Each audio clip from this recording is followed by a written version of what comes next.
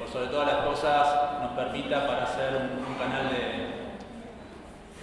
como un vehículo de transmisión de ciertos libros, que es lo que nos interesa trabajar. Ya hemos pasado por, en taller hemos presentado a Adrián en una anterior ocasión y luego a Pancho Guillermo y a Nadie Valent.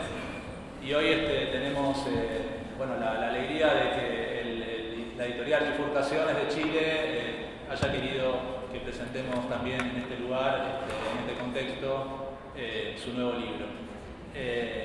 Bueno, para comenzar, quería que Polo Jaimes también, como director de la carrera, haga una introducción iniciando la conversación. Y bueno, luego Ricardo Green, que es el editor de Bifurcaciones, es el que va a contar un poco el contexto del libro y por qué estamos acá. Muchas gracias. Bueno, confieso que estoy un poco... la verdad que es una gran alegría poder presentar en el ámbito de la carrera de arquitectura un libro y sobre todo en esta asignatura que pertenece a la mayoría del auditorio, es uno de los 2 días que se da la materia de proyectos.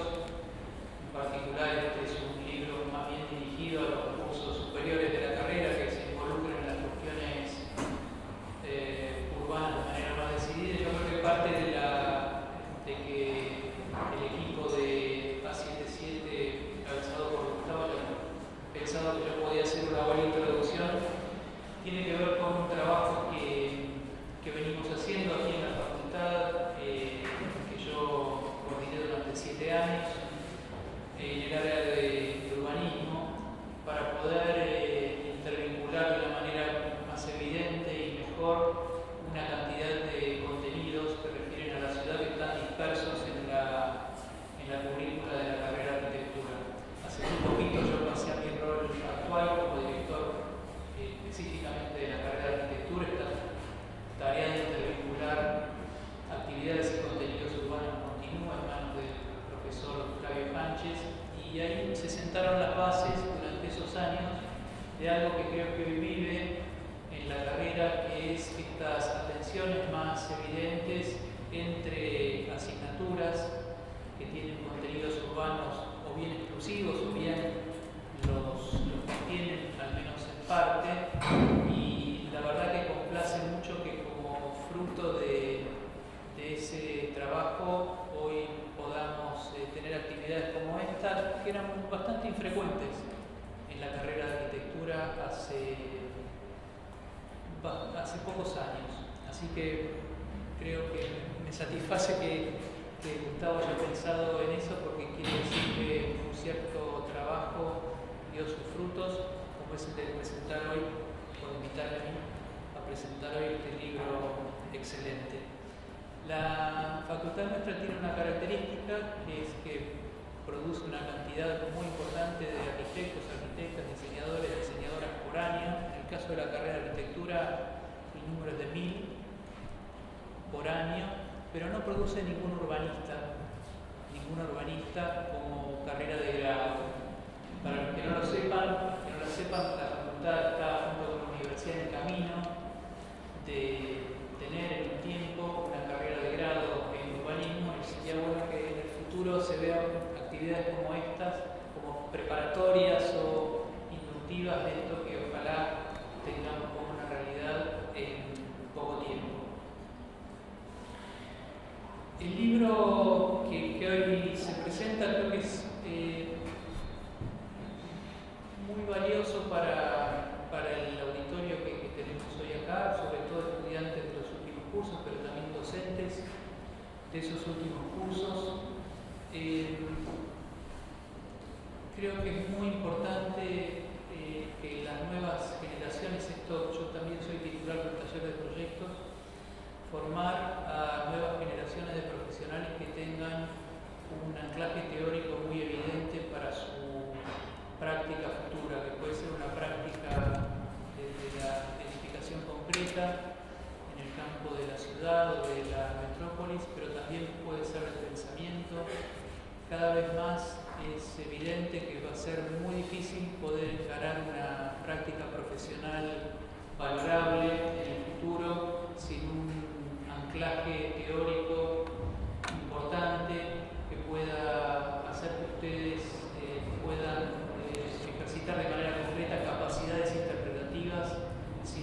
veces muy difícil, inclusive que nuestro campo de trabajo se siga sosteniendo en el futuro.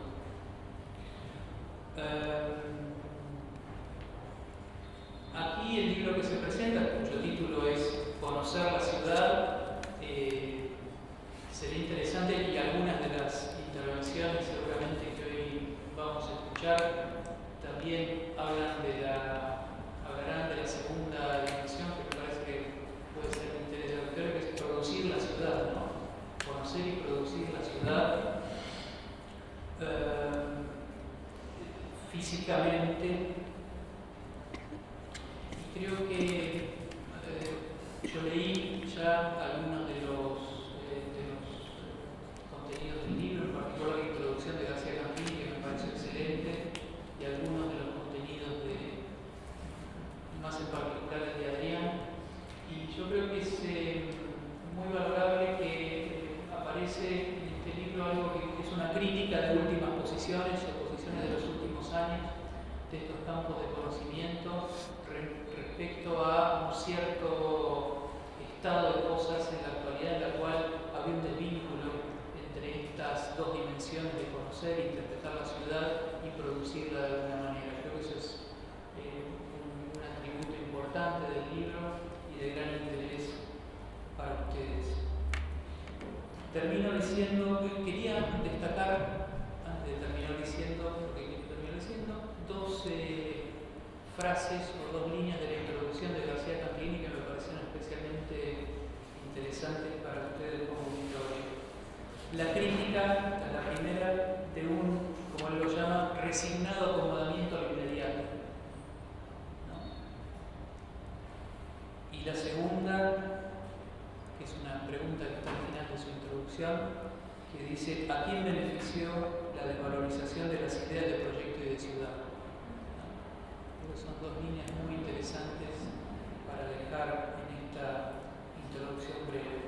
Después, para estimularlos a ustedes, para que lleguen al libro cuando estén en las librerías de Buenos Aires y de la facultad, es un muy interesante aporte. Tiene 10 textos, algunos en coautoría, producidos por intelectuales de 7 países diferentes, lo cual es una producción diversa, con distintos ángulos, y que realmente creo va a ser de gran interés para ustedes, para este trabajo como estudiantes y también como profesionales futuros y en la práctica de la docencia.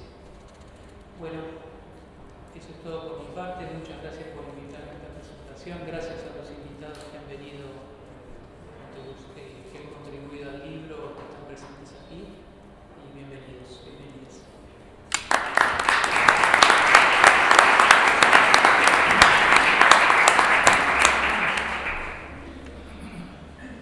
Muchas gracias por estar acá. Sé que muchos están obligados, pero me agradezco. Muchas gracias a Gustavo por abrir este espacio y a los panelistas por haber accedido. Los y las panelistas. No voy a hablar tanto del libro porque con estos panelistas como que apabullan un poco, pero voy a hablar del contexto del libro. Y es realmente particular estar acá presentando el libro. Es realmente particular estar acá porque fue en este mismo lugar, en este edificio, hace casi justo 15 años, en abril del 2004, que comenzó el proyecto de divulgación. Acá. Yo era estudiante de la maestría de urbanismo en Chile, en la Universidad Católica, y junto a que después fue el cofundador y socio por un tiempo de la revista, vinimos a las jornadas nacionales urbanos, las primeras jornadas nacionales urbanas que se realizaban acá. Y ya veníamos con cierta molestia, o más bien frustración, ante la formación que estábamos recibiendo y ante el tipo de debate y aproximación al urbano que circulaba, ¿no? Como discursos dominantes o aproximaciones dominantes. Y nos parecía que debía haber algo más. Y fue acá, en esas discusiones, en estas jornadas, conociendo una serie de personas sumamente interesantes y escuchando sus trabajos, que dijimos: tenemos que hacer una revista que pueda ofrecer algo más o otras lecturas acerca de las ciudades. Así que me gusta mucho y agradezco mucho estar acá ahora a los 15 años. ¿Cuáles eran esos reparos? En primer lugar, que el urbanismo, como como disciplina o conjunto de disciplinas, los estudios urbanos nacen un poco de la urgencia, de la necesidad que plantea la gran ciudad moderna, ¿no? Aparece y de pronto hay una serie de cosas que hay que resolver. Antes que pensar hay que resolver. El problema de la vivienda, de la gran migración campo-ciudad, el problema de la salubridad, ciudadana, cosas que existían antes, pero que en la modernidad toman quizás o llegan a un punto bien álgido. Y acompañado obviamente de la mano de la gran ciencia moderna y del racionalismo ilustrado, el urbanismo y los estudios urbanos toman esa posta y deciden abordar este espacio y desde una mirada operativa, usualmente cuantitativa, abordar los problemas e intentar resolverlos. Y creo que esa es una aproximación que el urbanismo sigue muy bien teniendo hasta hoy y sigue dominando el campo del urbanismo. Y así como eso quizás fue fruto de un tiempo y de una necesidad, la bifurcación yo siento también no es para nada la lucidez o el flachazo de 2, 5 o 20 personas, sino también es fruto de un tiempo muy claro. Es un proyecto que nace porque habíamos muchas personas que empezábamos a requerir y a necesitar otras lecturas sobre el urbano. No es que no haya habido nada ahí, estaba a punto de vista como un gran referente, con Adrián, Beatriz y todo el equipo maravilloso, Leonor, bueno, Ángel Rama, qué sé yo, Morse, había mucha gente. Era como llegar a un lugar donde antes hubo un campamento, ¿no? Y ahora quedan como piedras y palos. No es que no haya habido nadie, habían huellas, pero sentíamos la necesidad de levantar algo de nuevo. Y esa necesidad tiene que ver con comprender la ciudad como un conjunto, como un aparato complejo que ensambla actores, ensambla más que lo material, ensambla también expectativas y discursos e imaginarios, operaciones políticas, en algo sumamente complejo que no puede sino ser abordado desde múltiples géneros, múltiples perspectivas y múltiples disciplinas. No hay una disciplina que sea dueña de la ciudad, por más que a veces desde los vecinos, los arquitectos, o los urbanistas, o los planificadores, o desde la estética, o desde la literatura, debe ser un campo de discusión y confluencia, obviamente tensa puede ser, pero fructífera. Entonces la revista siempre tuvo ese propósito de abrirse a distintas lecturas. Desde el comienzo tuvo 10 secciones, los mismos libros que estamos ahí presentando, ¿no? Hay libros de entrevistas, hay libros de crónica urbana, de fotografía y poesía, libros más académicos tradicionales, pero la idea como de un abordaje múltiple o un desembarco múltiple de un territorio que es muy escurridizo. Entonces ese es un propósito de la revista, y creo que este libro lo sintetiza bien en sus lecturas, en la variedad de autores, de disciplinas y de geografías que lo nutren. Por otro lado, también creo que la necesidad que nosotros vimos para afrontar bifurcaciones tiene que ver con una retracción del Estado, en un momento en el cual la ciudad dejó un poco de ser planificada y pensada por actores que, para bien o para mal, intentaban apuntar a un bien común o pensar en un espacio común, y comenzó, especialmente en Chile, a ser planificada, bueno, no sé, también, ¿no? Mi tesis doctoral es acá, estuve con Urbano y también la retracción del Estado fue brutal. Y ante eso era necesario dejar de mirar o atender solamente lo material y empezar a escuchar otras voces, o escuchar voces en partida, cosa que la planificación muchas veces usualmente no estaba. Entonces, recuperar lo cualitativo como una aproximación al urbano, recuperar los sentidos y los imaginarios, nos parecía vital. Y no solamente en términos de práctica, sino también cómo esas prácticas configuraban ciertas representaciones que se hacían circular y cómo esas representaciones también tenían un poder de reproducir y transformar la realidad. Entonces, para nosotros cualquier cosa era interesante de ser estudiada, cualquier cosa que llevara un potente discurso urbano, ¿no? Desde las canciones del punk de American Idiot que hemos publicado, hasta la fotografía, hasta los discursos de los planificadores, de los instrumentos, los paisajes sonoros, cómo huelen las ciudades. Todo configura un modo de ser y de vivir en lo urbano. Por otro lado, estoy terminando, planteamos también la necesidad quizás de entender el contexto. Nosotros nos inscribimos en un comienzo en el campo de los estudios culturales urbanos. Y los estudios culturales muchas veces pierden el contexto. Es muy fácil o muy recurrente tomar un objeto y obnubilarse por el fetichismo de un producto.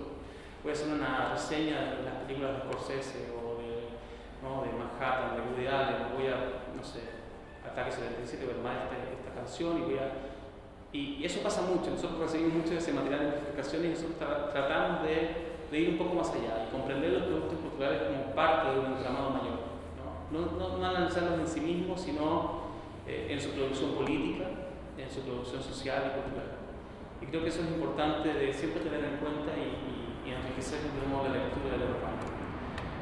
Por otro lado, lo espacial nos parecía muy importante porque curiosamente pasa, y lo seguimos viendo, creo, podemos estar equivocados, pero es el diagnóstico, que lo espacial curiosamente muchas veces no comparece.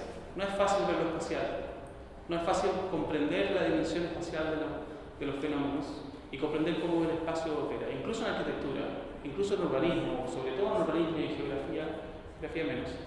En urbanismo pasa muchas veces que lo espacial, claro, se atiende, pero solamente como un epifenómeno, solamente como un efecto de otras cosas, como un efecto de relaciones de factores de producción, de relaciones de poder, de relaciones de género, pero el espacio creemos tiene una autonomía. Puede ser pensado también como una variable independiente, que modifica, que transforma la realidad.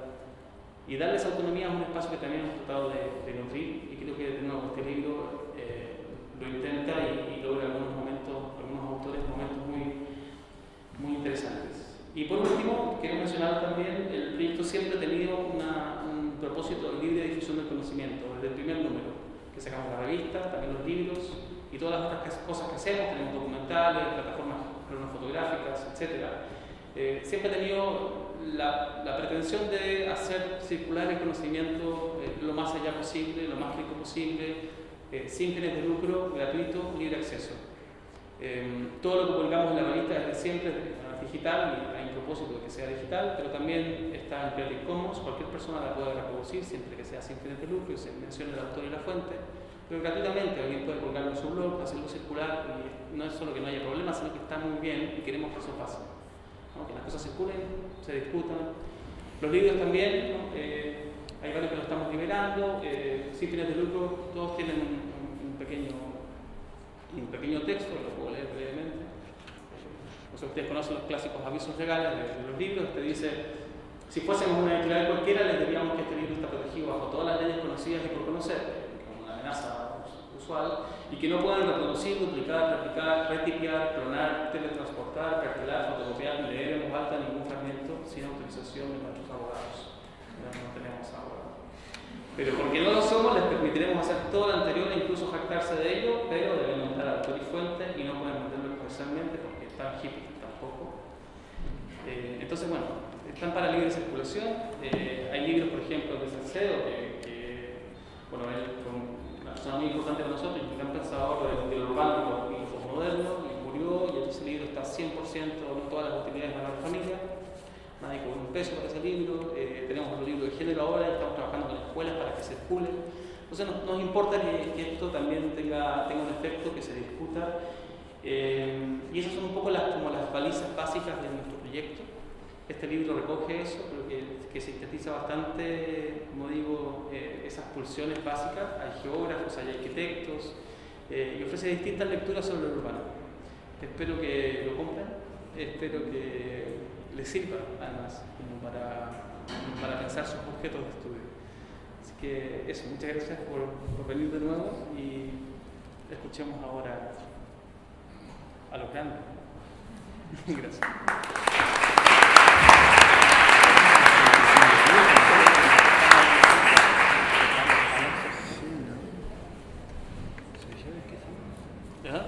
¿Yo sigo? No, él sigue, ¿no? Ahí pasado un poco, pero si quieres seguir. Bueno, como No, quieras. mejor, sí. ¿Quieres que yo siga yo? Sí. Bueno. Página 212, recuerdo. No, eso no me voy a olvidar. Bueno. ¿Así está bien el sonido? Bueno, buenas noches. Estoy muy contenta de estar acá por múltiples razones que después les voy a contar al final de lo que les cuente primero. En esta sala de estado, porque he sido profesora de esta facultad, no de arquitectura sino de diseño, durante 25 años, que me parece mentira, titular de la cátedra de comunicación en diseño gráfico. Así que en esta sala hubo debates, encuentros, peleas, de todo. Así que digamos que me trae esos múltiples recuerdos. Estoy muy contenta de estar acá con estos colegas, queridos colegas, Ricardo Green de Chile y Adrián Gorelick, con quien hemos compartido eternas veladas en la primavera democrática en los 80, cuando en Punto de Vista y otros lugares nos encontrábamos para pensar el país, la ciudad, el mundo, de nuevo, después de la dictadura. Así que, y también contenta de estar con Gustavo, que nos acabamos de conocer, pero tenemos muchas cosas en común, lo cual es bastante interesante. ¿Esto se baja? Sí, yo lo subo. Pero cuando se baja, ¿se escucha? Ocupemos el de Adrián. No, está bien así, ahí, Okay. Eso, perfecto. ¿Se escucha bien? ¿No retumba? Bárbaro. Bueno, entonces saludo la aparición de este libro, que me parece realmente muy interesante y que les va a gustar bastante. No es un libro que se recorre con placer del principio al fin, no siente una que se aburra en este recorrido. Cada artículo, cada capítulo descubre otra mirada, pero entre ellos hay una relación, una articulación, lo cual es muy importante en un libro de autores varios. Entonces, me gusta también que, pese a que no dice en cada capítulo, en cada artículo que fue publicado de pronto antes en algún otro lugar, y uno no puede ubicar una temporalidad precisa, decir, bueno, tal fecha, tal otro, va adivinando por cómo vienen los artículos cuándo pudo haber sido escrito, en qué momento, ¿no? Así que eso también es como un desafío temporal, a ver cómo emerge este artículo, por qué, a qué responde. Entonces, bueno, la idea que me produjo el libro es que teníamos los autores una conversación grupal, por lo menos así lo leí yo. Y entonces lo que quiero compartir hoy con ustedes es esa conversación grupal que yo tuve desde mi lugar con el resto de los artículos, el resto de los capítulos, el resto de los autores, a quienes solamente conocía a Adrián y a Ricardo lo conocí hace poco, y todos los demás no, o sea que los conocí, mejor dicho, sí, Néstor García Canclini, que somos amigos, y el resto, digamos, fue un descubrimiento en este lugar. Entonces iba a contarles un poco lo que me había pasado de esta conversación, pero como yo soy de letras, no pude menos que escribir, porque no sé decir las cosas de mejor manera que escribiendo. Pero no los voy a aburrir, espero. Vamos a ver. Entonces, este diálogo que hago con los distintos artículos tiene algo de cada uno, que es lo que yo recojo, o sea, en dónde establezco la relación, la sintonía, y algún recuerdo de algunas ciudades por las que anduve yo también y que vienen a cuento de lo que se cuenta. Entonces, me gustó mucho el prólogo de Néstor García Canclini, cuyo saludo traigo a la mesa porque así le gustó decir. Vive en México, es un argentino, vive en México hace 1000 años, ustedes lo deben conocer, escribió muchísimos libros y es alguien que sobre las culturas híbridas, la ciudad, la cultura, las identidades, etcétera, ha, digamos, trabajado muchísimo. Y entonces aquí ideó un prólogo, que es un prólogo de ciencia ficción, pero que es a la vez diagnóstico, crítico y político. Y poniendo en boca de un arqueólogo chino del futuro las anticipaciones distópicas que pueden hacerse en el presente. El chino mira desde su país, América Latina, se retrotrae, el arqueólogo, 20, 30 años, y busca qué pasaba por aquí en los comienzos del siglo XXI. Entonces, evidentemente, es un mundo el que él mira, donde no se sabe qué va a pasar con esa desmadrada ampliación de las ciudades, ¿sí? Los segundos, terceros pisos de México, los infinitos edificios de Beijing o de Shanghái, etcétera, etcétera. Y entonces, mirando esta perspectiva del arqueólogo chino, pensaba yo, esto no es Noel, lo digo yo, ¿qué perspectiva, o sea, qué proyección podemos hacer en el presente, donde la destrucción parece primar por sobre la utopía espacial o al menos convivir con ella? Mientras crecen en Shanghái o en México torres al infinito, miles y o millones escapan de las ciudades, no más como migrantes, sino como nuevos nómades, eternos refugiados, en una intemperie más cruel que la del homeless. Pensar hoy estas dos figuras, la del refugiado, sin lugar, eternamente sin lugar, deja pálida la imagen del homeless, que dentro de todo tiene una proximidad, una cercanía. El devenir de la lectura va llevando por caminos que, haciendo honor a la editorial, todo el tiempo se bifurcan. La tensión entre la imaginación proyectiva y los imaginarios urbanos preocupa a Adrián, quien recupera la idea de una voluntad de transformación de la metrópoli en un lugar más democrático y más justo, donde proyecto e imaginación puedan ir juntos sin resignar la relevancia de la crítica. Esto me pareció fundamental. La identidad, el hábitus, según Bourdieu, y las representaciones sociales ocupan la atención de otra autora, Marta Rizzo, que tiende puentes desde México DF, una ciudad enloquecida y enloquecedora, que abruma con los segundos y terceros pisos de autopistas y deja muy lejos la idea de imaginación. Si el mapa, la cartografía, es importante, según dicen otros autores, esa es sin duda una ciudad sin mapa, una cartografía imposible que desborda toda idea de límite. Lo he vivido en México, o sea, la sorpresa de bajar de una de sus colinas y ver un mar de luces sin fin y no poder identificar justamente ningún mapa, ningún lugar, porque los límites se extienden todo el tiempo, todo el tiempo. Imaginarios, representaciones e identidades urbanas es el título de Ricardo Green, que retoma esos vínculos y senderos, agregando una visión simbólica donde la literatura, el cine, la filosofía y los estudios culturales dicen lo suyo sobre las ciudades, una visión que comparto y que plantea un diálogo estrecho entre nuestros capítulos. Pablo Mansilla, desde Valparaíso, una adorable ciudad que mira al mar, trabaja sobre el imaginario espacial y propone una cartografía social. Interesante esta concepción, una cartografía social, atenta a la vida cotidiana, a la multiplicidad de los lenguajes y también a las demandas, que pueden contabilizarse, digo yo, solo al mirar la diferencia entre la ciudad turística arriba y la larga avenida de abajo, poblada de los que venden ropas o cualquier otra cosa sobre las veredas para sobrevivir, kilómetros de esa avenida. Aquí se hace carne el concepto de justicia espacial, que es para pensar, me parece, que maneja el autor, valorando también los otros mapas que pueden dibujarse en una ciudad, el del arte, el sonoro, el performático, el corporal.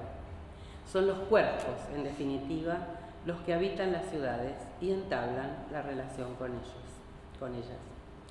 El cuerpo protagoniza también el artículo de Francesco Careri, Artes Cívicas, quien afirma que solo se puede conocer la ciudad como un ser andante, y como profesor enseña en Roma en una clase andante. Hay que salir a la ciudad porque conocer es andar, dice, sin desmayo, evitando el desvío facilitador, y entonces trazar un rumbo, hacer, descubrir, perderse, franquear, sortear, invadir, traspasar. Una aventura fascinante cuyas consecuencias por aquí son imaginables. Iríamos presos, profesora y alumnos.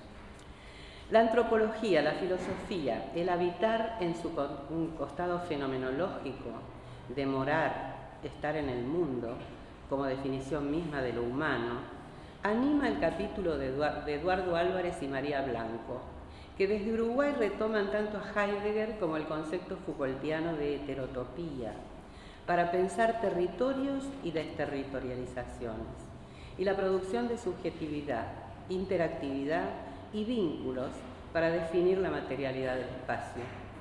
Componer, habitar, subjetivar van juntos, trazando vínculos con otros capítulos. Fiona Ross, por su parte, desde Sudáfrica, nos entrega un capítulo que puede leerse como una novela o como una crónica, y esto para mí es un elogio. Y nos habla de paisajes sensoriales, sensación y emoción en el hacer del lugar.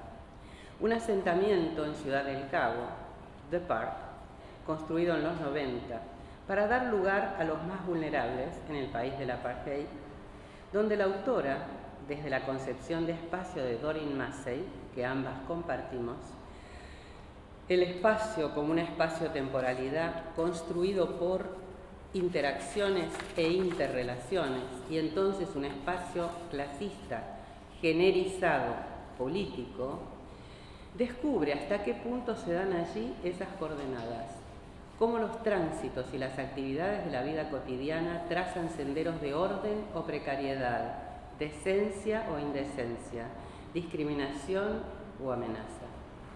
El espacio es entonces una construcción donde lo corporal, lo sensorial y lo emotivo imponen andares y percepciones y ordenan el tránsito de las mujeres, sobre todo, destinadas solamente a las tareas de reproducción de la vida, y a los distintos andares de los hombres, que pueden darse también, permitirse el lujo de ir alguna vez al bar.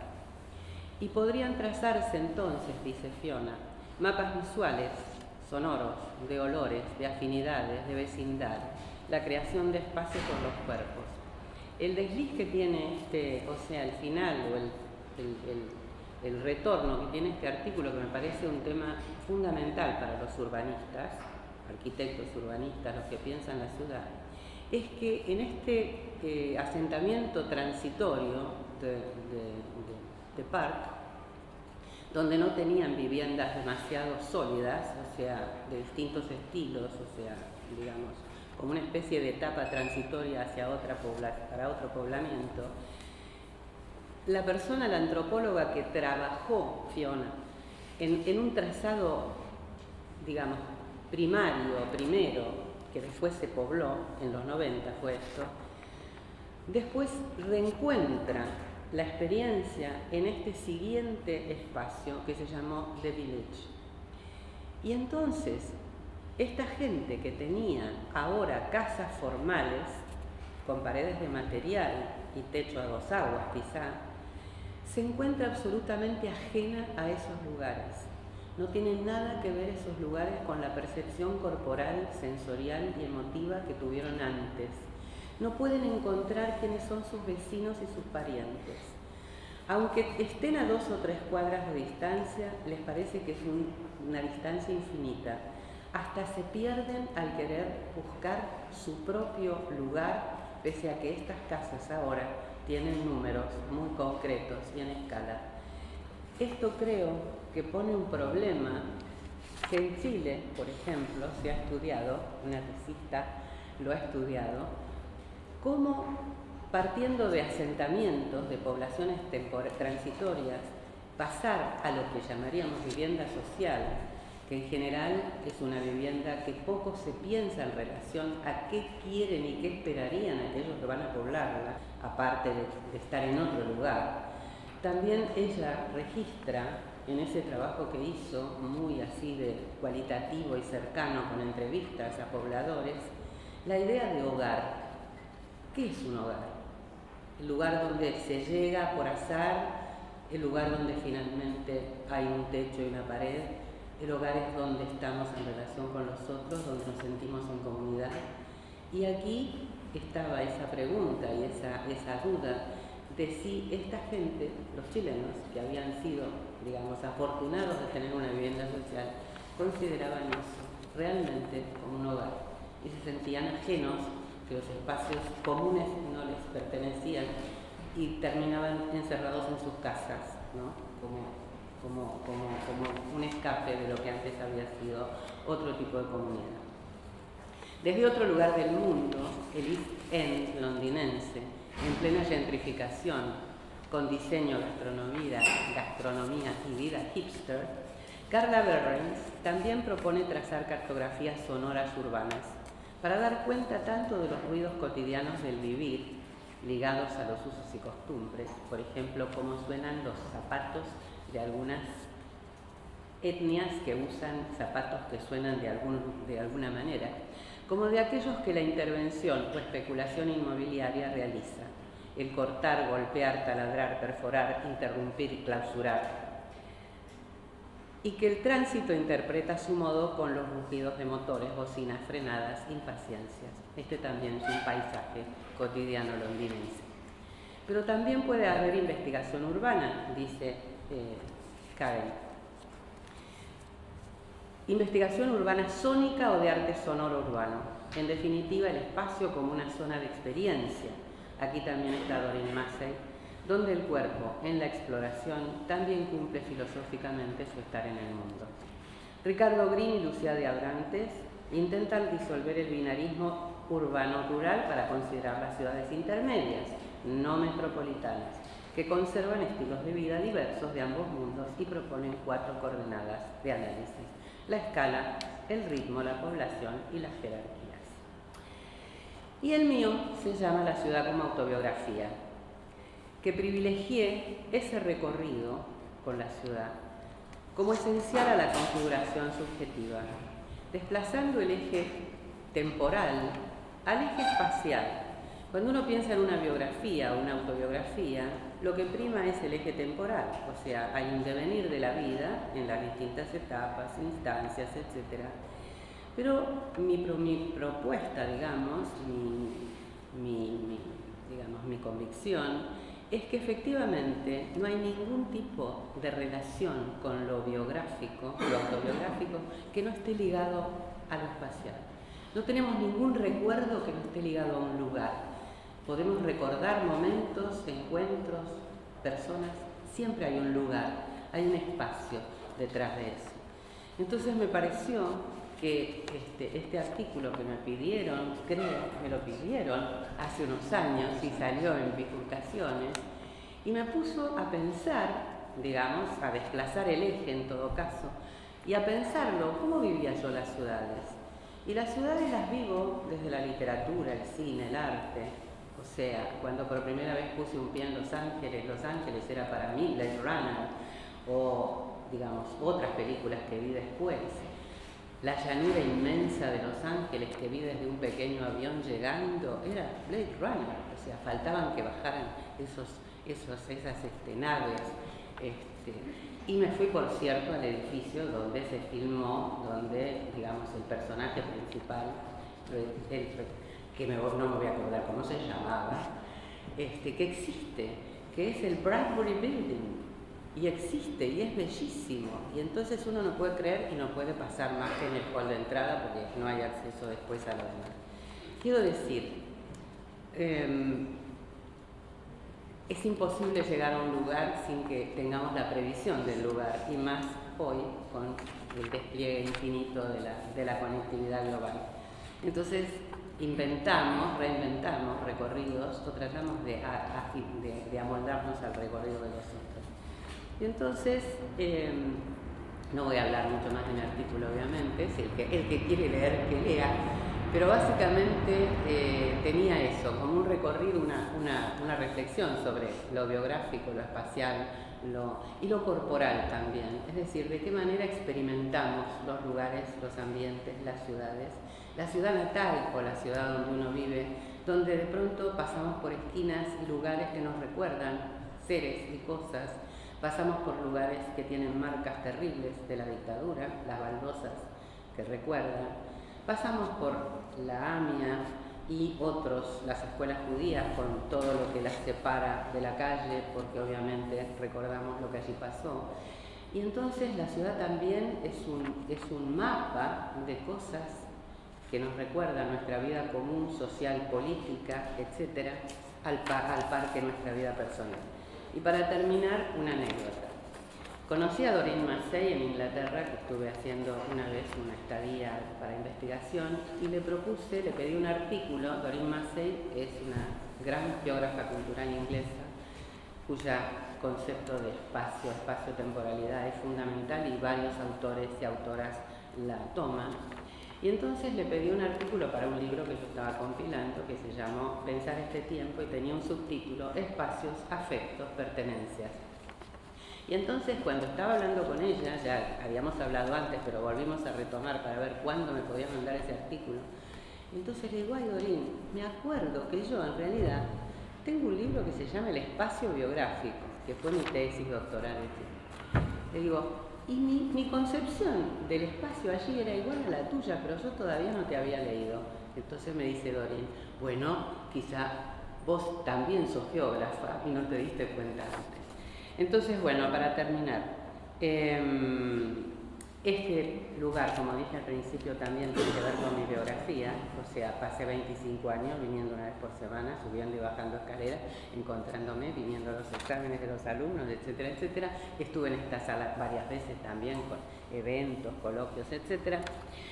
Y por eso, yo que soy de letras, que no soy ni socióloga, ni urbanista, ni arquitecta, ni historiadora, propongo que para conocer la ciudad no hay mejor modo que la transdisciplina, es decir, pensar y conocer la ciudad a través de la literatura, el diseño, el arte, la filosofía, la crítica y la política. Gracias.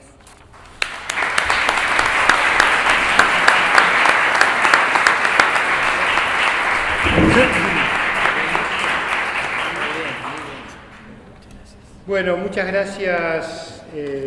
Después de tantos años que no venía por acá, gracias a Gustavo, a la cátedra y en este caso a Bifurcaciones, he vuelto por segunda vez en muy poco tiempo, así que es muy lindo en lo que toca estar en este tipo de ámbitos, hablando de libros, hablando de cosas que efectivamente son tan extrañas, curiosamente, para la facultad, así que, bueno, un verdadero gusto. Y un verdadero gusto estar presentando este libro de la editorial Bifurcaciones.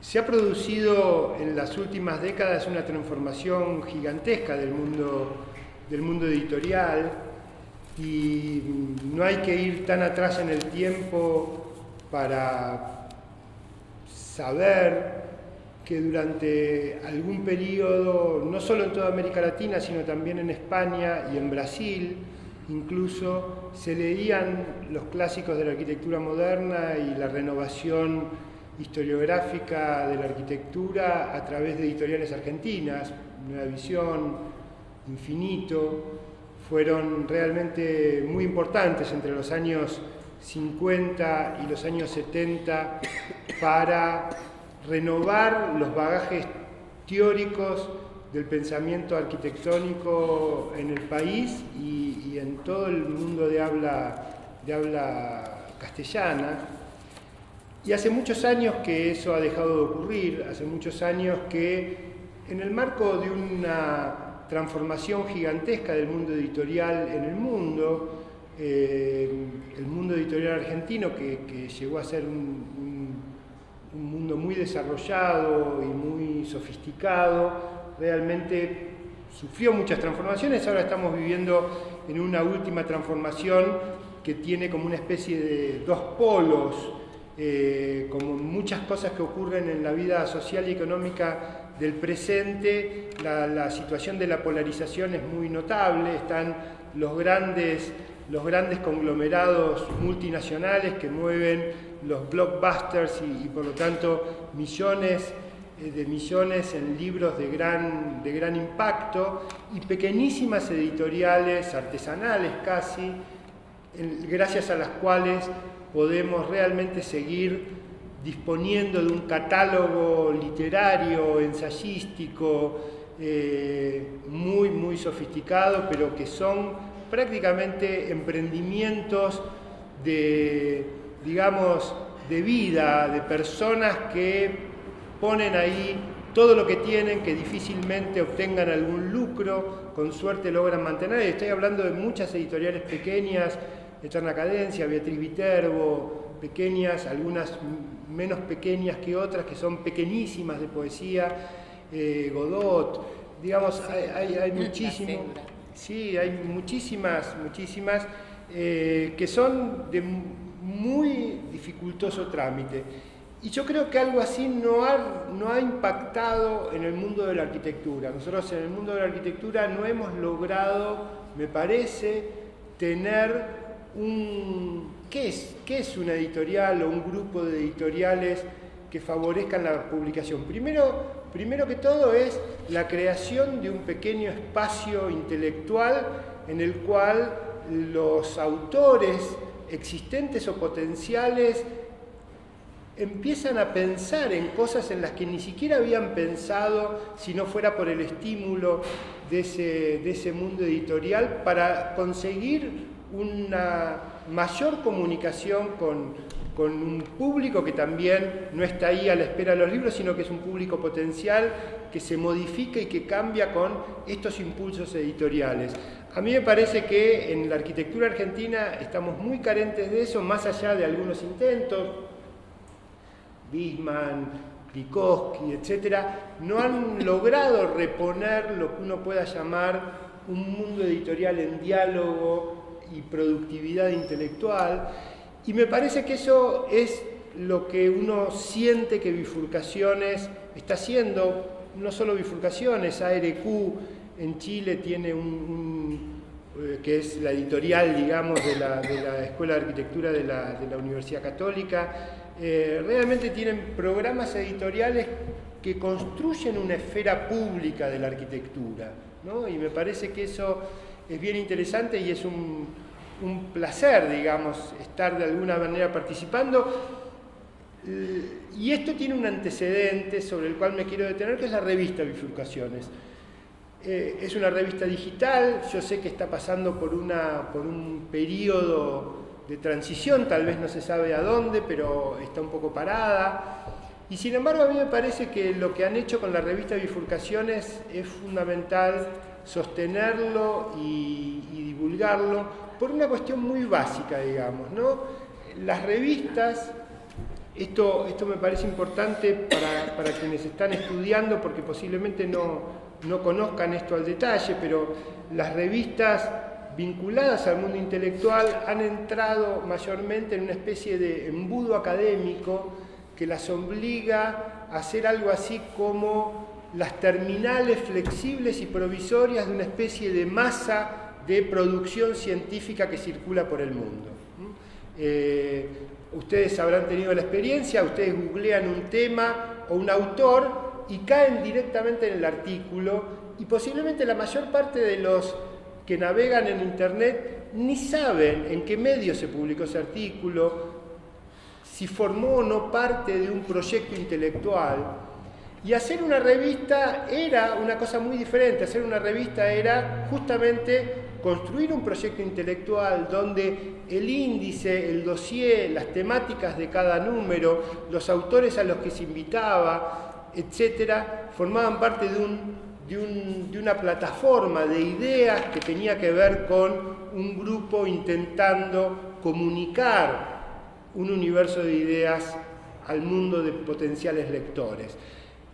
La situación actual de las revistas académicas, que funcionan en una especie de automatismo del referato de pares, digamos, esto es algo que seguramente ustedes todavía no conocen bien, pero rápidamente van a conocer, ha pulverizado el mundo de las revistas a su mínima expresión, que son los artículos. Hay artículos que circulan por el mundo, que circulan por el éter, y a los que cada uno puede acceder desde su computadora, y me parece que la pulverización de la producción académica intelectual realmente está perdiendo justamente lo que significa la formación de grupos, de tendencias que elaboran programas intelectuales, y toda la vida en la modernidad un programa intelectual ha tenido como contracara necesaria una revista. No hay programa intelectual sin revista. Entonces, desde ya les digo que si se juntan con 3 amigos y tienen algo que decir al mundo, lo más probable es que intenten sacar una revista. Esto que está muy favorecido hoy por internet, porque las revistas pueden ser perfectamente digitales, como es Bifurcaciones, en general lleva a las revistas a perder de vista qué es lo interesante de una revista, y es justamente esta suerte de programa de tendencia, de plataforma intelectual, y me parece que Bifurcaciones es uno de los pocos medios en nuestro mundo arquitectónico que todavía tiene detrás esta idea y que defiende esta idea, defiende la idea de que una revista es ante todo un programa y un proyecto intelectual. Y en ese sentido me parece interesante sostenerlo, porque esta editorial ya nace muy madura, digamos, y nace con una serie de líneas y de colecciones que realmente reflejan el entrenamiento, la gimnasia que este grupo ha tenido a través de la revista. Entonces me parecía importante señalar, antes que todo esto, la existencia de una revista en un mundo que ya parece no necesitarlas más. Hablando del libro, a mí también me impactó y me interesó muchísimo la introducción que escribió García Canclini. García Canclini escribió una introducción por encargo, luego de haber leído la reunión de artículos que habían organizado Ricardo y la editorial, y él, como dijo Leonor, inventa una especie de situación futurista en la que un arqueólogo chino trata de entender, a la luz de estos escritos de comienzo del siglo XXI, qué ha pasado con las ciudades. Y a mí me gustaría ser un poquito más drástico que Leonor en la descripción del contenido político del artículo de Néstor, porque yo creo que él dice algo muy fuerte y que va en la dirección de algunos de los artículos compilados en el libro, y es que él dice que lo que ocurre con las ciudades en un presente de 2030, que no es nada menos ni más que la radicalización de tendencias que uno ve en el presente. En ese sentido, Néstor no es tan buen escritor de ciencia ficción como más bien un buen diagnosticador del presente, que bien puede pensar que va a continuar en las próximas décadas, sobre todo a la luz de la urbanización precisamente en Asia y en China. Y yo creo que la nota bien picante de la introducción, y que de alguna manera interpela el conjunto del libro y a todos nosotros como estudiosos de la ciudad, es si no hay una relación entre la inflexión culturalista que han tomado los estudios sobre la ciudad y el hecho de que las ciudades hayan quedado abandonadas en su capacidad proyectiva. Esto obviamente es parte de alguna manera de lo que yo trabajo en ese artículo, que ya tiene 20 años, digamos, que es del 2000, y que estaba un poco escrito en el marco de un clima de ideas del cual para mí daba muy buena cuenta, sigue dando muy buena cuenta, un artículo bastante conocido de Rem Koolhaas, que es Whatever Happened with Urbanism, y que, como típicamente Koolhaas puede oscilar con mucho cinismo, entre una especie de celebración muy radical de las tendencias más contemporáneas del mercado y del marketing, y al mismo tiempo tener un ojo y una pluma enormemente crítica y sagaz para entender cuáles son las cuestiones que están detrás de esos procesos, como él juega ambos roles y los hace muy bien. En este artículo justamente él se preguntaba, bueno, ¿qué pasa con un mundo que se queda sin el urbanismo como herramienta, que se queda sin el urbanismo como programa, como capacidad de pensar, aún sabiendo que lo que pensara el urbanismo es de imposible aplicación? Aún siendo al fracaso, ¿qué otra cosa le queda al urbanista que tratar de resistir las tendencias dominantes que llevan al caos. Yo uso la palabra caos justamente porque él la usa y porque es una palabra clave de algunos de los vocabularios que aparecen con este nuevo auge de análisis culturalistas. Entonces, lo primero que me interesaba a mí era, primero, colocar a estos enfoques culturalistas en una historia propia. Yo soy historiador y tengo la desgracia del historicismo, digamos, como forma de pensamiento. No puedo sino intentar colocar, para entender el presente, tratar de colocarlo en líneas de mayor duración. Y es evidente que estos enfoques culturales sobre la ciudad de los que hablaba Ricardo al comienzo ya forman parte de una historia bastante larga, digamos, ¿no? O sea, uno tiene que pensar que el primer ciclo de pensamiento de la ciudad en términos culturales se abrió en la década del 50 ante el fracaso estentorio de las fórmulas más funcional tecnocráticas del modernismo de la posguerra, y uno tiene que pensar que en los años 50 hay una suerte de florecimiento de enfoques culturales extraordinario, digamos. Si uno piensa, empezar en una figura a la que todo el mundo vuelve, pero vuelve como si fuera un autor teórico al que se puede apelar como se apela a Max Weber, digamos, y es un autor que está produciendo en una época muy circunstanciada, que son los años 50 y 60, que es Kevin Lynch. O sea, la idea de que la ciudad es más que funciones, es más que resolución técnica de las funciones vitales, y es también símbolo, relación, frontera, marca existencial, la empieza a hacer Kevin Lynch, digamos, y estamos hablando, ya pasaron más de 60 años, ¿no?, de sus primeros textos, de sus primeras investigaciones.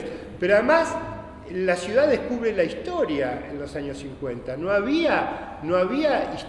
La ciudad descubre la historia en una doble vía. El urbanismo descubre que es una disciplina que tiene su propia historia. El urbanismo deja de verse como... Ustedes saben que las ciencias en general no suelen apelar a la historia, porque la historia de una ciencia es la historia de los errores y los fracasos, ¿no? Una ciencia que avanza por corrección y renovación de las teorías no necesita, digamos, un físico no necesita saber mucho de qué pensaba Galileo de la física, porque a un físico practicante no suele servirle demasiado lo que pensaba Galileo. En las disciplinas humanas, que no tienen ese tipo de avance por, digamos, remoción de viejas teorías y aparición de nuevos a la manera del paradigma kuhniano, digamos, que produce una renovación completa del paradigma. Las ciencias humanas están todo el tiempo revisando sus propios, como las artes, como la arquitectura, están todo el tiempo revisando su propia memoria, su propia historia, su propio pasado, porque siempre de ahí extrae cosas nuevas.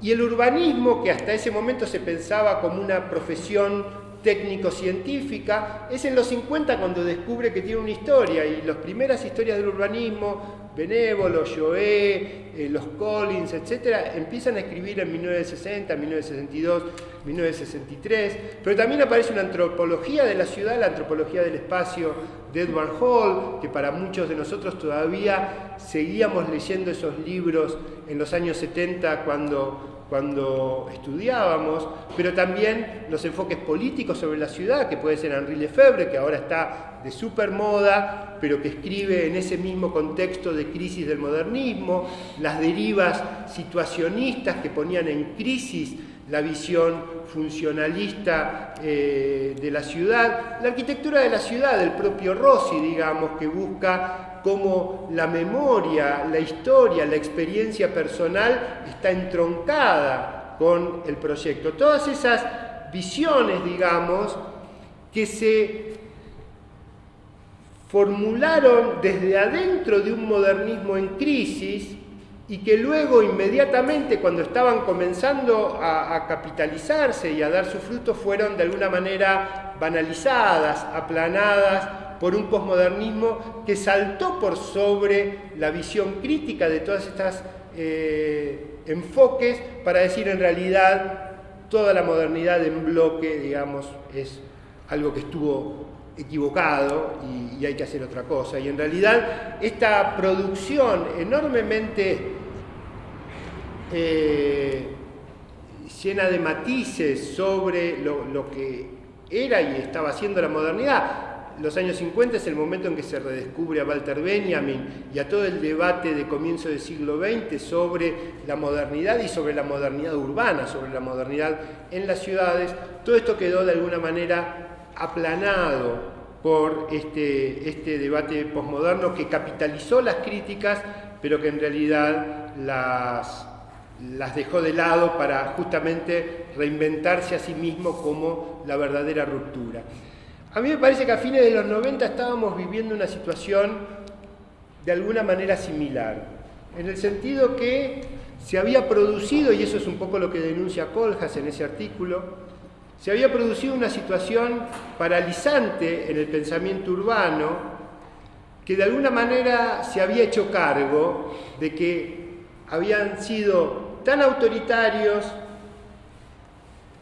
que más valía dejar de pensar la totalidad. Y aquí autoritarismo y totalitarismo funcionan del mismo modo, ¿no? Pensar la totalidad ya era totalitario, ya era autoritario, y se había sido tanto que mejor abandonar todo pensamiento y dedicarse a los fragmentos, a auscultar los mensajes culturales, a elaborar nuevas formas de identificación, al punto de que para mí llegó a plantearse como antinomia la cultura frente al plan, digamos, el redescubrimiento de la cultura frente a la posibilidad del plan. Y el problema es que eso coincidió en una coyuntura muy particular con el propio desmantelamiento de las instituciones y de los instrumentos del proyecto urbano y del control urbano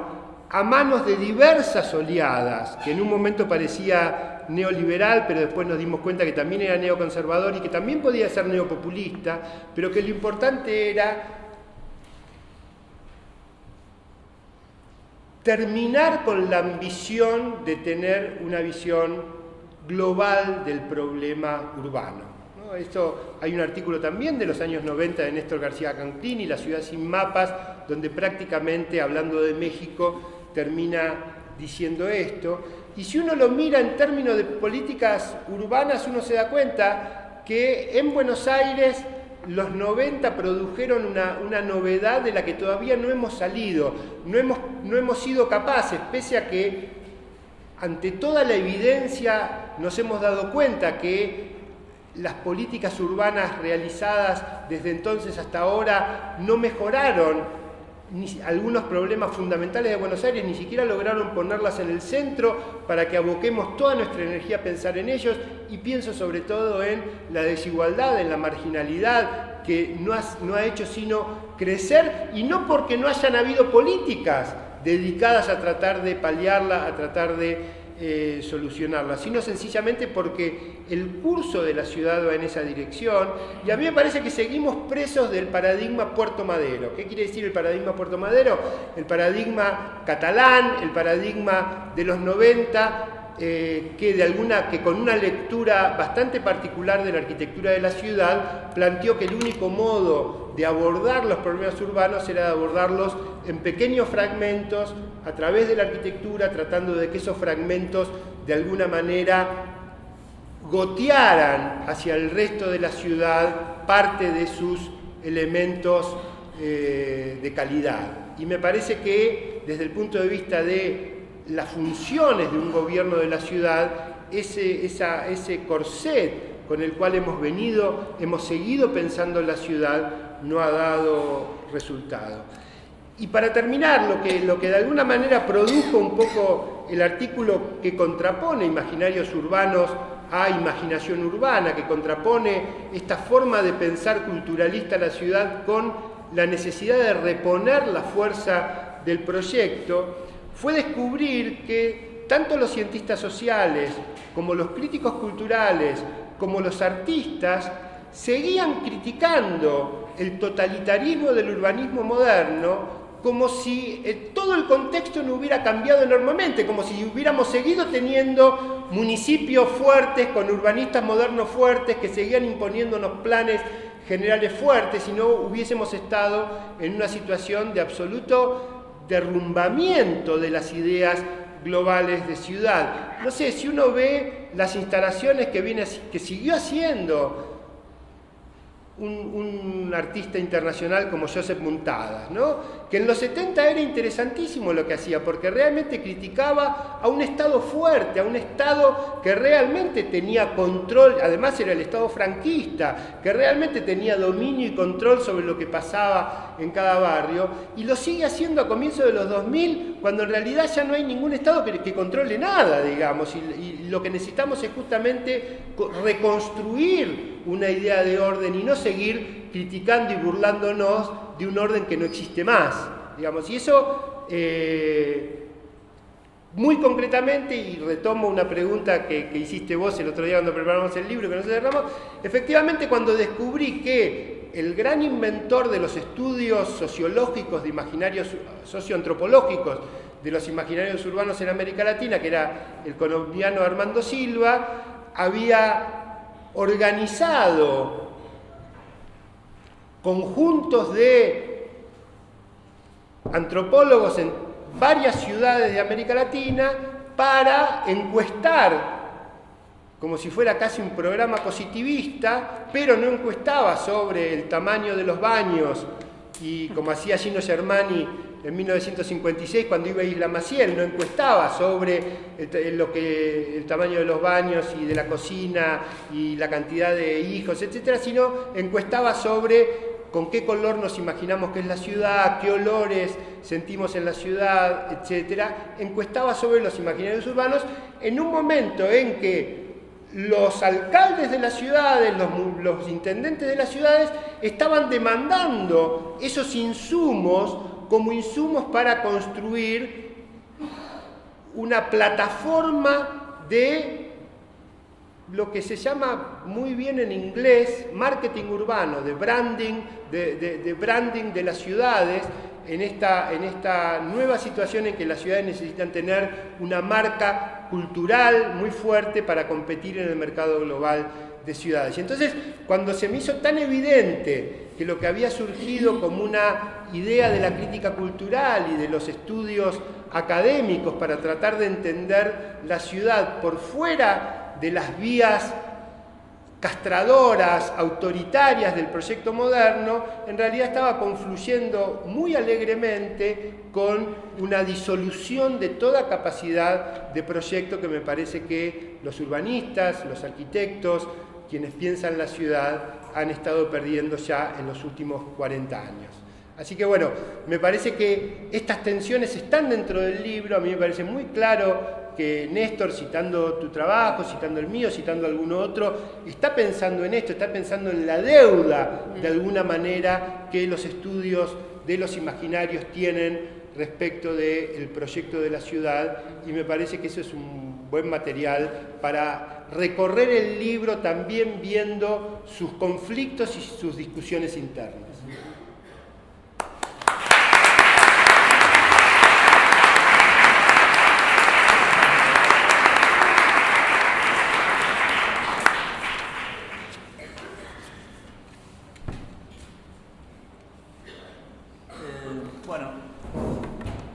Retomo esto último que dice Adrián, porque en realidad ¿para qué es todo esto acá, en este lugar? ¿Para qué estamos hablando de esto? Bueno, resulta que tenemos que enseñar algo de esto, y qué es lo que enseñamos en la facultad. O sea, ¿qué vamos a enseñar como proyecto urbano? Da la casualidad que empezamos un taller este año nosotros como cátedra, y tenemos que pensar qué proyecto urbano enseñamos si el contexto, la situación sobre el urbanismo, los ecos de ese artículo de Kohlhaas qué ha sido del urbanismo del 93, todavía hoy, más de 25 años después, siguen vigentes, y tener que pensar cómo hacer un proyecto urbano, cómo posibilitar que un montón de gente esté pensando en una disciplina y cómo darle entidad a esa disciplina, ¿no? En ese contexto en el cual estábamos recién escuchándote, que digamos, hay como todo un desafío por llevar adelante. Entonces la primera pregunta es, para nuestro caso, para el interior de la facultad, cada uno de los niveles, hay gente que no solamente es de proyecto urbano acá, también está cursando la mitad de la carrera o por ahí tal vez está empezando la carrera. No cabe duda que de todas maneras, por más que no estén cursando proyecto urbano, están habitando una ciudad y tienen que empezar a mirar la ciudad y tienen que empezar a ver de qué se trata todo esto de vivir en una ciudad y de vivir con otras personas, en el colectivo, en la facultad, en sus casas y demás. Y pensarlo de una manera como mucho menos inocente y mucho más protagónica en algún punto.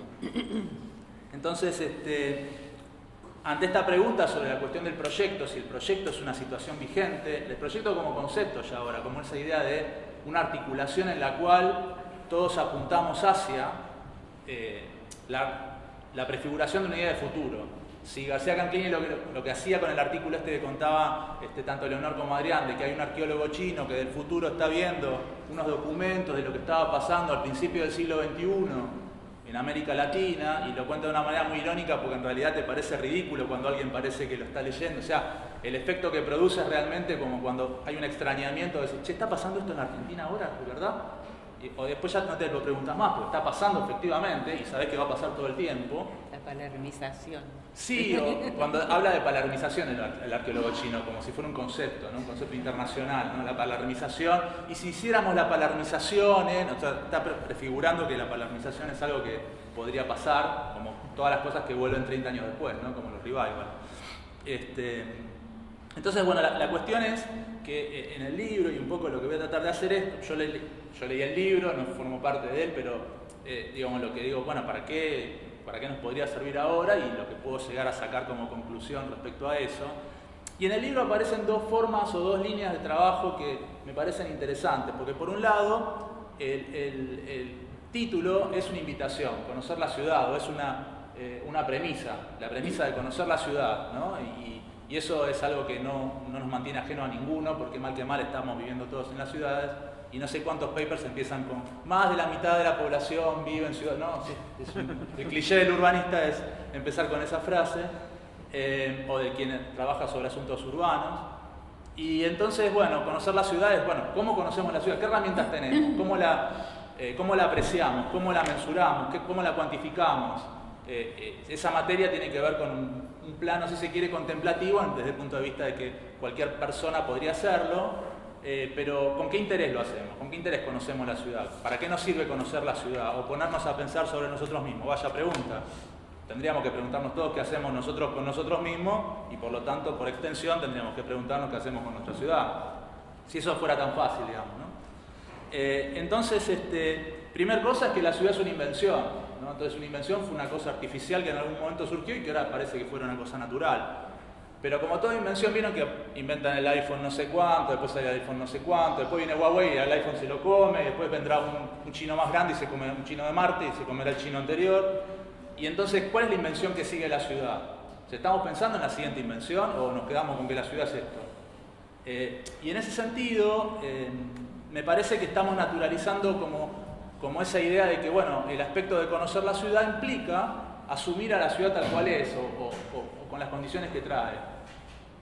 Y entonces el segundo plano que aparece en el libro es algo de lo que estaba hablando Adrián recién, que es el plano técnico, digamos, en un momento en el cual la ciudad se convirtió en algo irremediable, porque es lo que tenemos y qué vamos a hacer, y que, digamos, perdimos el desafío de hacer una ciudad nueva.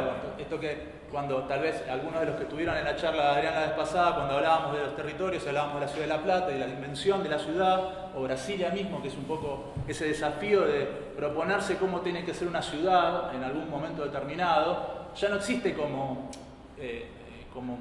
luz adelante del camino, sino que es ya un imposible. Ya no se puede pensar cómo inventar una ciudad de nuevo, sino que es qué hacer con la ciudad que tenemos. Entonces es trabajar en capas encima de una ciudad que ya tenemos, y por lo tanto el libro de lo que empieza a hablar también es cuáles son las herramientas de transformación que tenemos al alcance de la mano. Y entonces ahí aparece ese desdoblamiento entre imaginario e imaginación, que está planteado a lo largo del libro, pero que particularmente Adrián lo lleva a ese plano de relación entre ambos conceptos. Y en ese punto es donde está bueno pensarnos, porque mal que mal tenemos que pensar cómo opera la imaginación. Si la imaginación es también un atributo personal, porque cada uno puede imaginar algo, y si la imaginación colectiva no es una paradoja, sino es algo que no existe. Digamos, si existe la imaginación colectiva o no existe. Y si no existe, ¿cómo se inventa esa imaginación colectiva? Para que no sea un imaginario, para que no sea la resultante de la suma encuestada, que a mí me gusta el olor del maní del barrio de no sé dónde, no sé. Como esas cosas que hacen para etnográficamente tratar de entender cómo se comporta una ciudad. Entonces, por ahí el desafío sobre la construcción de una imaginación colectiva implica no dejar solamente a la técnica librada, sino llevar la técnica a todos lados. Quiero decir, que no quede en manos de solamente algunos especialistas de lo urbano, sino que todo el mundo esté al alcance de un conocimiento. Como que todo el mundo maneja Windows, qué sé yo. O sea, que todo el mundo sepa de algo de urbanismo, porque después de todo estamos todos viviendo en una ciudad. Y después de todo el urbanismo es vivir juntos, no es otra cosa. No sé, pensemos lo mejor, digamos. No es otra cosa que vivir juntos unos con los otros. Entonces, lo que me parece, en función de esa dicotomía entre imaginación e imaginario, es de qué manera lo que hagamos ahora en la facultad para estudiar el urbanismo no tendrá que ver con producir herramientas de cercanía de la ciudad estudiada o la ciudad habitada con el común, con cada una de las personas que nos rodea. O sea, cómo volver extensivo, vieron esa cosa que dice, si cada uno de ustedes toman a 10 y entonces lograremos todos los votos que necesitamos, no sé, ese tipo de cosas. Si cada uno de los profesionales de la arquitectura y del urbanismo trabaja en términos de la producción de un conocimiento que implique la capacidad técnica de las comunidades, me parece que la disolución entre técnica e imaginario se va a convertir en algo mucho menos taxativo o menos delimitado. Cuando se nombraba la idea de el eslogan, yo creo que el marketing era lo que decías, y a mí me parecía que estaba bueno porque ahora hay eslogans, ¿no? Ciudad Verde, o sea, hay eslogans o marketing político para definir el comportamiento de una ciudad, pero que vienen como tan desde afuera, que tratan de absorber un deseo social, lo convierten en un lugar común y por lo tanto luego no pasa nada. O sea, no establecen relaciones de compromiso real con las transformaciones, digamos. Y pensaba que por ahí, en algún sentido, la idea de el proyecto arquitectónico se ha transformado en muchos casos, yo le llamaba como en ocurrencias, ¿no? Como ocurrencias de bar, ¿no? 5 tipos se sientan y dicen, che, mira, se me ocurre una cosa. Mira, ¿viste este tiro federal? Bueno, mirá lo que se me ocurrió. Esto es un tal pedo. Vamos a hacer una cosa, hacemos un proyecto, le llamamos parque, pero lo llenamos de edificios.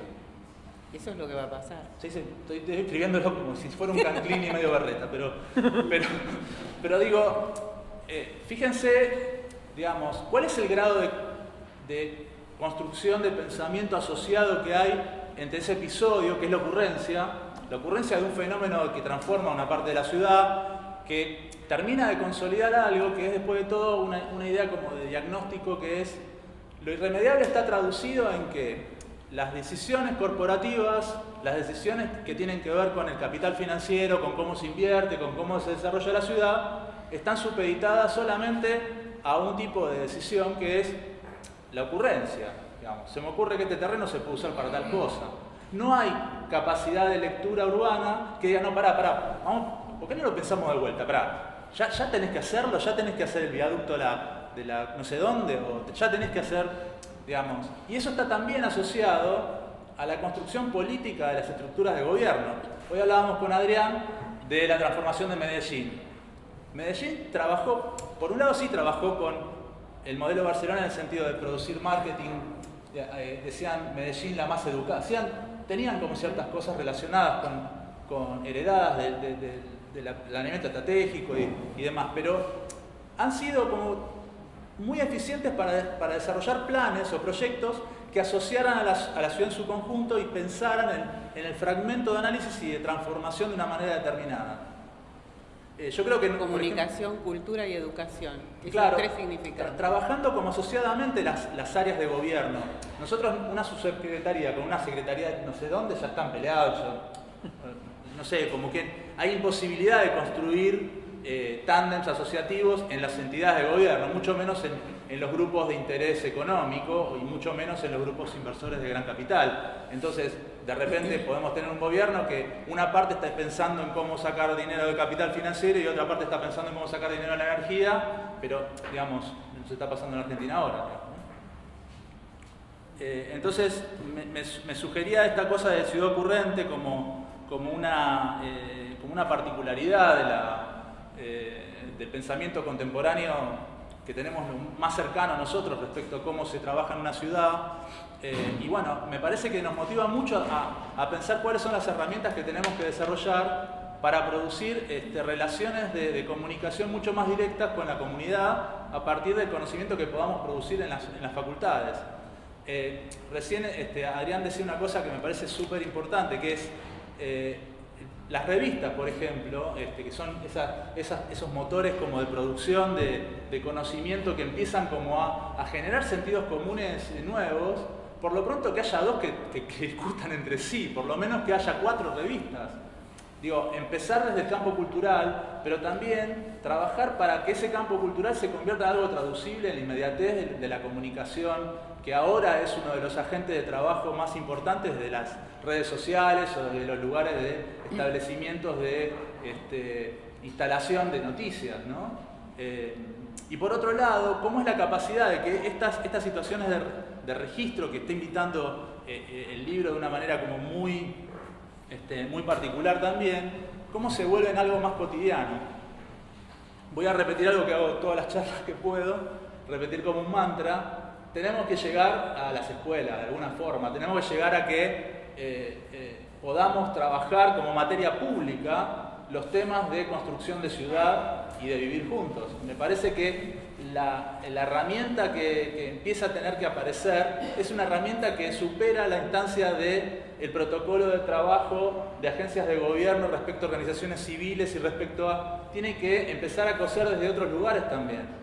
Digo la escuela, pero puede empezar a aparecer otro tipo de salidas, pero me parece que es tiempo de pensar de qué manera los proyectos urbanos empiezan a trabajar en términos de realidades posibles y no en situaciones abolidas porque el proceso de proyecto ya ha caído en desuso y ha sido criticado desde la posmodernidad esta parte. Bueno, nada más.